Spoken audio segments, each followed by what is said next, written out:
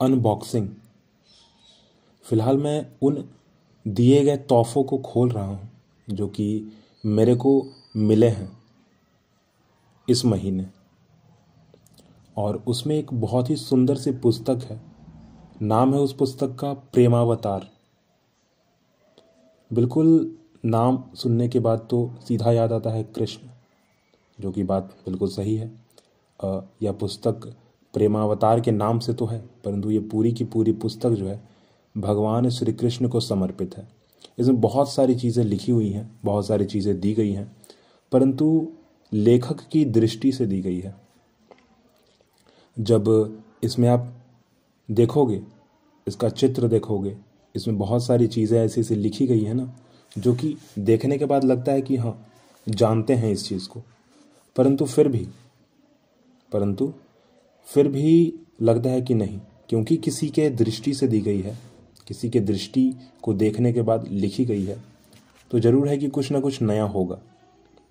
वैसे जनवरी का जो महीना है वो ख़त्म होने को आया, और इस समय एक दूसरे को गिफ्ट देना, लेन देन करना, कहीं घूमने फिरने जाना, जो इस चीज़ की लालसा है वो अभी तक ख़त्म नहीं हुई है। जो चाहत है अभी तक ख़त्म नहीं हुई है। बहुत सारे लोग हैं जो अभी भी घूमना पसंद कर रहे हैं, क्योंकि फ़िलहाल जो है न्यू ईयर, अंग्रेजी कैलेंडर के हिसाब से न्यू ईयर का महीना चल रहा था, और अभी भी लोग घूमना फिरना पसंद कर रहे हैं, जो कि बहुत अच्छी बात है, घूमना चाहिए। परंतु यह भी नहीं भूलना चाहिए कि विक्रम संवतीय, जो ग्रेगोरियन कैलेंडर के हिसाब से भारतीय न्यू ईयर, जो कि चैत्र महीना में आता है, अंग्रेजी महीने के अगर हिसाब से कहा जाए तो अप्रैल महीना। क्योंकि इस पुस्तक को देखने के बाद जो है ना, मेरे को अचानक से याद आया कि अंग्रेजी महीना, न्यू ईयर, परंतु कहीं ना कहीं इस न्यू ईयर के चक्कर में हम अपना खुद का चीज़ भूल जा रहे हैं। खुद का चीज़ कहने का मतलब कि अपने आप को भूल जा रहे हैं। इसमें बहुत सारी लाइनें लिखी गई हैं, परंतु फिर भी सबसे प्रचलित जो लाइन है मैं उसको पढ़ रहा हूँ। हरे कृष्ण कृष्ण कृष्ण हरे हरे, हरे राम राम राम हरे हरे।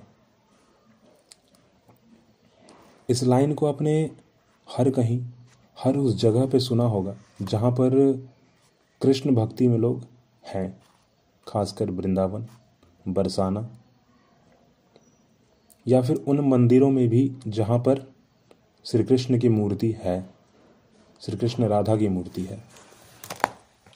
और बहुत सारी चीज़ें हैं इस किताब को देखने के बाद, जानने के बाद, पहचानने के बाद लगता है कि नहीं, इस पूरी की पूरी पुस्तक को जो है मैंने पढ़ लिया है, जानकारी मिल चुकी है मेरे को, परंतु फिर भी लगता है कि नहीं, क्योंकि यह किसी और की दृष्टि से लिखा गया है, देख कर लिखा गया है ना, किसी के कहने पर लिखा गया है, मतलब स्टोरी वैसी नहीं होगी, स्टोरी थोड़ी अलग होगी। और मेरा ध्यान सीधा जाता है इंडेक्स पेज पर। इंडेक्स पेज पर बहुत ही सुंदर तरीके से जो है इसमें लिखा गया है। पहले है भूमिका, उसके बाद प्रस्तावना, और फिर जो है चैप्टर वाइज जो है 9 भागों में इसको बांटा गया है। पहला, जन्म तथा बाल लीलाएं। दूसरा, युवा पंडित। तीसरा, दीक्षा तथा संकीर्तन आंदोलन का शुभारंभ। चौथा, संन्यास ग्रहण और पूरी आगमन। पांचवा, दक्षिण भारत यात्रा। छठा, पूरी लौटना एवं रथ यात्रा लीलाएं। सातवां, उत्तर भारत में यात्रा।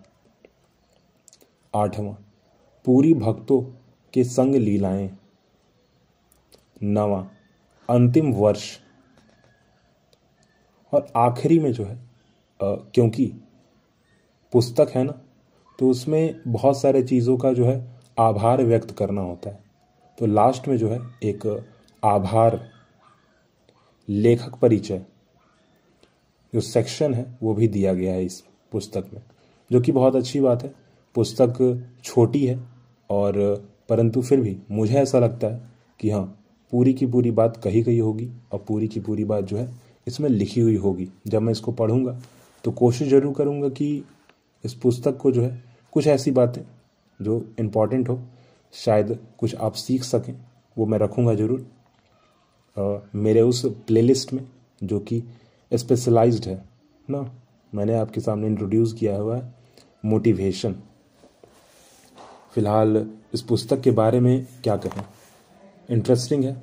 कवर ही इसका बहुत इंटरेस्टिंग है। बहुत सारे इसमें लोगों को दिखाया गया है इसके कवर पेज पे और शो किया गया है कि हाँ, प्रेमावतार जो शब्द है ना वो पूरा का पूरा डिस्क्राइब करता है यह इसका फर्स्ट पेज, इसका कवर पेज। और भी इसमें बहुत सारी चीज़ें हैं, सुंदरता भी कह लीजिए पुस्तक की, रंग रोगन कह लीजिए, इसमें जो चीज़ें हैं वो लिखी हुई हैं। यहाँ तक कि इसमें कलयुग के बारे में क्या लिखा गया है वो थोड़ा पढ़ते हैं। एक ही लाइन बस लिखी हुई है, आज का युग जो 50-100 मतलब 5000 वर्ष पूर्व आरंभ हुआ था, जिसके लक्षण कलह, छल तथा अधर्म है। आज का युग जो 5000 वर्ष पूर्व आरंभ हुआ था, जिसके लक्षण कलह, छल तथा अधर्म है।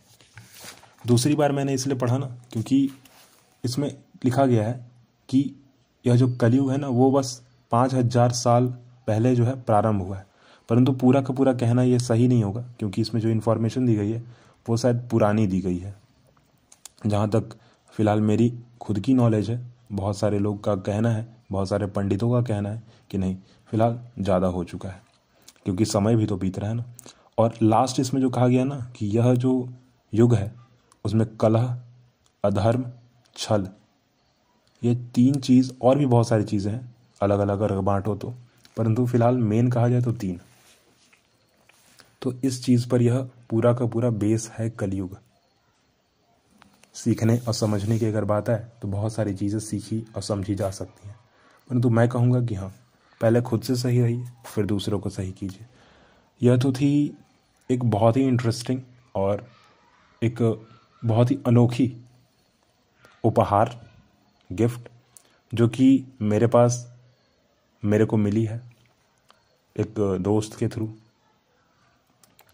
और फिलहाल क्योंकि हम अभी जिस YouTube चैनल पे काम कर रहे हैं, जिस पर आप इस एपिसोड को सुन रहे हो, वहीं पर हमारे साथ काम करने वाले हैं, एक्चुअली हैं कंट्रीब्यूटर हैं एक तरह से कह सकते हैं।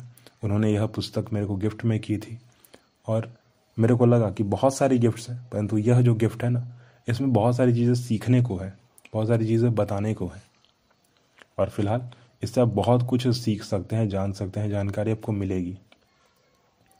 वैसे पुस्तक का नाम प्रेमावतार है और फिर मैं कहूँगा कि हाँ, पूरे के पूरे जीवन और पूरे के पूरे लोगों के साथ भी जो आपके आसपास है उनके साथ अच्छे से और सही से व्यवहार करके रखिए, खुद से भी सही रहिए और दूसरों को भी सही रहने दीजिए।